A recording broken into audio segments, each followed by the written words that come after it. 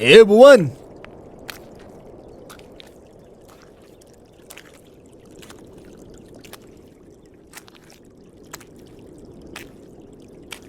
ಏ ಭುವನ್,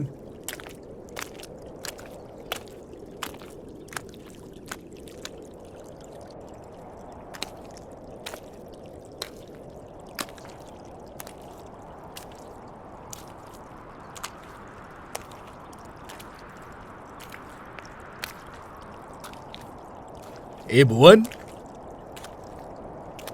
ಇಷ್ಟು ಬೆಳಬೆಳಗ್ಗೆ ಎಲ್ಗೋಗ್ತಿದ್ಯಾ? ಕೆರೆಗೆ. ಕೆರೆಗೆ ಯಾಕೆ? ಮೀನು ಹಿಡಿಯಕ್ಕ? ಹಾಂ. ಈಗೆಲ್ಲ ಕೆರೆಯಲ್ಲಿ ನೀರು ತುಂಬ ಕಡಿಮೆ ಆಗ್ಬಿಟ್ಟಿದೆ. ಮೀನು ಹಿಡಿಯೋದೇ ತುಂಬ ಕಷ್ಟ ಆಗ್ಬಿಟ್ಟಿದೆ. ಅದು ನಿಜಾನೇ ಅಬ್ದುಲ್ಲಣ್ಣ. ಏನು ಮಾಡೋದು ಹೇಳಿ, ನನಗೂ ಅನ್ಸುತ್ತೆ ಪೂರ್ವದ ಕಡೆ ಹೋಗೋಣ ಅಂತ. ಆ ಕಡೆನಾ? ನೀವು ಸರಿಯಾಗೇ ಹೇಳಿದ್ರಿ ಅಬ್ದುಲ್ಲಣ್ಣ. ಇತ್ತೀಚೆಗೆ ತುಂಬಾ ಕಷ್ಟ ಆಗ್ತಾ ಇದೆ. ಆದರೆ ನಿಮ್ಮ ಕತೆ ಬಿಡಿ, ಅದು ಬೇರೆಯೇ ಇದೆ.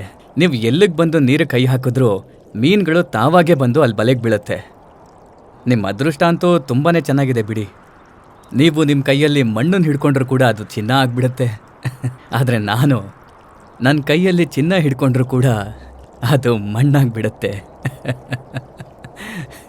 ಇಲ್ಲ ಭುವನ್, ಹಾಗೆಲ್ಲ ಏನೂ ಇಲ್ಲ. ದೂರದ ಬೆಟ್ಟ ನುಣ್ಣಿಗೆ ಅಂತ ಆ ಕಾಲದಲ್ಲಿ ಹೇಳ್ತಿದ್ರು. ಆ ಕಡೆ ನಿಂತು ನೋಡಿದ್ರೆ ಈ ಕಡೆ ತುಂಬಾ ಜಾಸ್ತಿ ಕಾಣುತ್ತೆ. ಎಲ್ಲಿಂದ ಯಾರಾದರೂ ನಿಂತ್ಕೊಂಡು ನೋಡಿದ್ರೆ ಆ ಕಡೆ ಜಾಸ್ತಿ ಕಾಣುತ್ತೆ. ತುಂಬ ಚೆನ್ನಾಗಿರೋ ಥರನೇ ಕಾಣಿಸುತ್ತೆ. ಹಾಗೆಲ್ಲ ಏನೂ ಇಲ್ಲ ಭುವನ್. ನೀನು ಮೀನು ಹಿಡಿಬೇಕಲ್ವಾ? ಹಾಂ. ಹಗಲೊತ್ತಲ್ಲಿ ಮೀನು ಸಿಗಲಿಲ್ಲ ಅಂದರೆ ನೀನು ಹೋಗಿ ರಾತ್ರಿ ಹೋಗಿ ನೋಡು. ಹಾಂ, ನಾನು ಅನ್ಕೋತೀನಿ ರಾತ್ರಿನೇ ಹೋಗೋಣ ಅಂತ. ಆದರೆ ನನ್ನ ಹಣೆ ಬರ ನೋಡಿ ಬಲೆನೂ ಕಿತ್ತು ಹೋಗಿದೆ. ನನ್ನ ಹಣೆ ಬರ ಸರಿ ಇಲ್ಲ. ಏನು ಮಾಡಲಿ, ಏನು ಮಾಡಬೇಕು ಅಂತಲೇ ಗೊತ್ತಿಲ್ಲ. ಆದರೆ ನಾನು ಇಲ್ಲಿವರೆಗೂ ರಾತ್ರಿ ಹೋಗಿದ್ದೇ ಇಲ್ಲ. ಈ ಸಲ ನೋಡ್ತೀನಿ ಹೋಗೋದಕ್ಕೆ. ಸಿಕ್ಕಿದ್ರೂ ಸಿಗಬಹುದು ಅನ್ಸುತ್ತೆ. ಅರೆ ಭುವನ್, ನಿನ್ನ ಹೆಂಡತಿ ಕೀರ್ತಿ ಹೇಗಿದ್ದಾಳೋ? ನೋಡಿ, ನನ್ನ ಹೆಂಡತಿ ಅವಳ ಬಗ್ಗೆ ಏನು ಮಾತಾಡಬೇಡಿ ನೀವು. ಯಾವಾಗ ನೋಡಿದ್ರು ಸಿಡಿ ಮೀಡಿ ಅಂತಲೇ ಇರ್ತಾಳೆ. ನನ್ನ ತಲೆನೆಲ್ಲ ಹಾಳು ಮಾಡಿಬಿಡ್ತಾಳೆ. ಅಬ್ದುಲ್ಲಣ್ಣ, ಅವಳು ಮೊದಲೆಲ್ಲ ಈ ಥರ ಇರಲಿಲ್ಲ. ತುಂಬ ಚೆನ್ನಾಗಿದ್ಲು. ನಾವಿಬ್ಬರು ತುಂಬ ಪ್ರೀತಿಯಿಂದ ಇದ್ವಿ, ನೆಮ್ಮದಿಯಿಂದ ಬದುಕ್ತಿದ್ವಿ. ಆದರೆ ಇತ್ತೀಚೆಗೆ ಅವಳಿಗೆ ಏನಾಯಿತು ಅಂತಲೇ ಗೊತ್ತಿಲ್ಲ. ಮೀನು ಯಾವಾಗಲೂ ಮೀನು ಅಂತಿರ್ತಾಳೆ. ತಲೆ ಕೆಟ್ಟೋಗುತ್ತೆ, ಗೊತ್ತಿದೆ. ಬಿಡೋಣ, ಏನು ಮಾಡೋದಕ್ಕಾಗತ್ತೆ. ನನ್ನ ಹಣೆ ಬರನೇ ಸರಿ ಇಲ್ಲ. ಅರೆ ಇಲ್ಲ ಭುವನ್, ಹಾಗೆಲ್ಲ ಮಾತಾಡೋದಕ್ಕೆ ಹೋಗ್ಬೇಡ. ಅಪ್ಪ ಅಮ್ಮ ಇಲ್ದಿರೋ ಅನಾಥ ಹೆಣ್ಣು. ಅವಳನ್ನ ಮದುವೆ ಮಾಡ್ಕೊಂಡಿದ್ಯಾ? ಅವಳಿಗೆ ಜೀವನ ಕೊಟ್ಟಿದ್ಯಾ? ಯೋಚನೆ ಮಾಡಿ ನೋಡು. ಅವಳು ಯಾವ ತಪ್ಪು ಮಾಡಿಲ್ವಲ್ಲ. ಗಂಡ ಆದವನು ಸರಿಯಾಗಿ ಸಂಪಾದನೆ ಮಾಡಿಲ್ಲ ಅಂದರೆ ಸಮಾಜದಲ್ಲಿ ಅಥವಾ ಅಕ್ಕಪಕ್ಕ ಮನೆಗಳಲ್ಲಿ ಮರ್ಯಾದೆ ಸಿಗೋದಿಲ್ಲ. ಅದಕ್ಕೆ ಅವಳಿಗೂ ತಲೆ ಕೆಟ್ಟೋಗಿರುತ್ತೆ ಅಲ್ವಾ? ನೀನೊಂದು ಕೆಲಸ ಮಾಡು, ಇವತ್ತು ರಾತ್ರಿ ಮೀನು ಹಿಡಿಯೋದಕ್ಕೆ ಹೋಗು. ಮತ್ತೆ ಇನ್ನೊಂದು ವಿಷಯ ಭುವನ್, ಉತ್ತರದ ಕಡೆಗೆ ಹೋಗೋದಕ್ಕೆ ಹೋಗ್ಬೇಡ. ಉತ್ತರದ ಕಡೆಗ? ಯಾಕೆ, ಏನಾಗುತ್ತೆ? ಆ ಕಡೆ ತುಂಬ ದೊಡ್ಡ ಆಪತ್ತಿದೆ. ಅಪಾಯನಾ? ಎಂಥ ಅಪಾಯ? ನೋಡು, ನಿನಗೆ ಎಚ್ಚರಿಸ್ಬೇಕು ಅಂತ ನನ್ನ ಮನಸ್ಸು ಅದಕ್ಕೆ ನಿಂಗೆ ಎಚ್ಚರಿಸ್ತಾ ಇದ್ದೀನಿ. ಮಿಕ್ಕಿದ್ದು ನಿನಗೆ ಬಿಟ್ಟಿದ್ದು. ಸರಿ ಅಣ್ಣ, ಆದರೆ ಅಲ್ಲಿ ಏನಾಗುತ್ತೆ ಅಂತ ಅದನ್ನಾದರೂ ಹೇಳಿ. ನನಗೆ ಗೊತ್ತು ಭುವನ್, ಈ ಥರ ವಿಷಯನೆಲ್ಲ ನೀನು ನಂಬೋದಿಲ್ಲ ಅಂತ. ಅಲ್ಲಿ ಒಂದು ಸ್ಮಶಾನ ಇದೆ. ಸುಮಾರು ವರ್ಷಗಳಿಗೆ ಮುಂಚೆ, ಅರೆ ಕೇಳಪ್ಪ ಇಲ್ಲಿ ನಾನು ಹೇಳೋದನ್ನ. ಹಾಂ, ಹೇಳೋಣ. ನಾನು ಕೇಳ್ಪಟ್ಟೆ, ತುಂಬ ವರ್ಷಗಳ ಮುಂಚೆ ಯಾರ ಗಂಡಂದ್ರೆಲ್ಲ ತೀರೋಗ್ತಾರೋ ಅವರ ಹೆಂಡ್ತಿನ ಹಿಡ್ಕೊಂಡು ಅಲ್ಲಿಡ್ಕೊಂಡು ತಳ್ಳಿಬಿಡ್ತಾರೆ. ನೀನೊಂದು ಕೆಲಸ ಮಾಡು, ಆ ಆತ್ಮಗಳೆಲ್ಲ ಇವಾಗಲೂ ಕೂಡ ಅಲ್ಲೇ ಸುತ್ತಾಡ್ತಿದೆ ಅಂತ ಹೇಳ್ತಾರೆ. ನಾನು ಕೇಳ್ಪಟ್ಟಿದ್ದೀನಿ.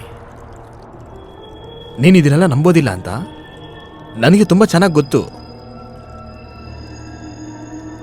ನಿನ್ನ ಎಚ್ಚರಿಸ್ಬೇಕು ಅನ್ನಿಸ್ತು, ಅದಕ್ಕೆ ಹೇಳಿದೆ. ಮಿಕ್ಕಿದ್ ನಿನ್ನಿಷ್ಟ. ಏನು ಹೇಳ್ತಾ ಇದೆಯಣ್ಣ? ಅಯ್ಯೋ ಅಬ್ದುಲ್ಲಣ್ಣ, ಇವೆಲ್ಲ ಮಕ್ಳಿಗೆ ಹೇಳೋ ಕತೆ, ಚಂದ ಮಾಮ ಕತೆ, ಇದೆಲ್ಲ ನಿಜ ಅಲ್ಲ ಬಿಡಿ. ಈ ಮಾತಾಡೋದೆಲ್ಲ ಬಿಡಿ ಅಣ್ಣ. ಮತ್ತೆ ಇಲ್ಲಿ ನೋಡಿ, ನನಗೆ ಕೆಲಸ ಇದೆ, ನಾನೀಗ ಹೋಗ್ತಾ ಇದ್ದೀನಿ. ನಾನು ಬರ್ತೀನಣ್ಣ. ಇಲ್ಲಿ ಕೇಳು, ನಿನಗೆ ಹೇಳ್ತಿರೋದು ತಮಾಷೆ ಅನ್ನಿಸ್ತಿದ್ಯಾ? ಯಾವಾಗ ನೀನು ಆತ್ಮಗಳನ್ನೆಲ್ಲ ಕಣ್ಣಾರೆ ನೋಡ್ತೀಯೋ ಅವಾಗ ನಿನಗೆ ಎಲ್ಲ ಗೊತ್ತಾಗುತ್ತೆ. ಸರಿ ಭುವನ್, ನೀನು ಹೊರಡು, ನನಗೂ ತುಂಬ ಕೆಲಸ ಇದೆ, ನಾನು ಹೊರಡ್ತೀನಿ. ಮತ್ತೆ ಕೇಳು, ರಾತ್ರಿ ಹೊತ್ತು ಉತ್ತರದ ಕಡೆ ಹೋಗೋಕೆ ಹೋಗ್ಬೇಡ. ಬೇಡ ಅಣ್ಣ, ಅದನ್ನೆಲ್ಲ.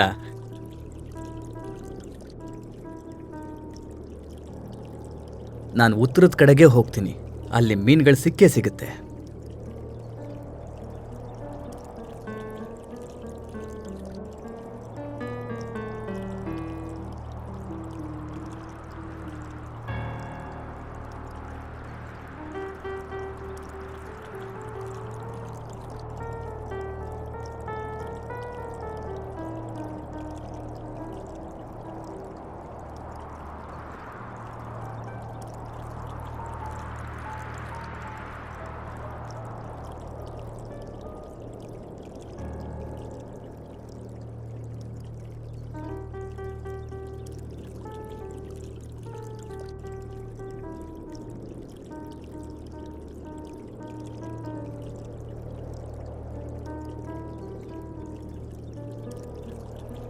ಹಸುವು ಹೊಟ್ಟೆಲಿ ಕುಣಿತಾ ಇದೆ. ಇವರು ನೋಡಿದ್ರೆ ದೆವ್ವದ ಕತೆಗಳನ್ನ ಹೇಳ್ತಾ ಇದ್ದಾರೆ. ನನಗೆ ಎಲ್ಲ ಅರ್ಥ ಆಗತ್ತೆ.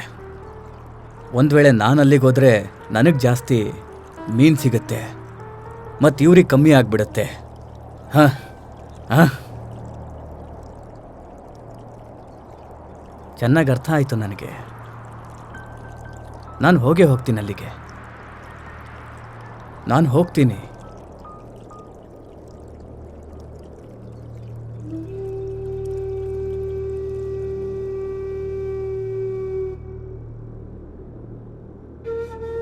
ನನಗೂ ಕೂಡ ಒಂದು ದಿವಸ ಜಾಸ್ತಿ ಮೀನು ಸಿಗುತ್ತೆ.